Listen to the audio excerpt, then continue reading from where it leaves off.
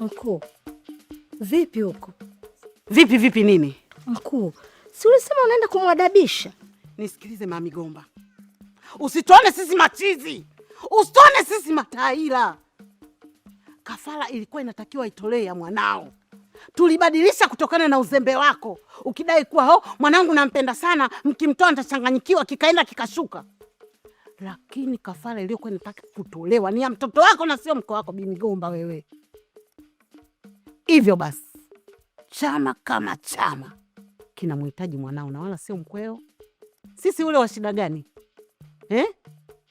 Tunahitaji damu yako ambayo ni mtoto wako. Licha ya kuwa ana akili, chizi, dishi linayumba, lakini tunamtaka hivyo hivyo. Mkuu, lakini si tushazungumza yana ukasema kwamba... Nikasema nini we mama? Usinichanganye. Kama nilisema na sasa nimebadilisha.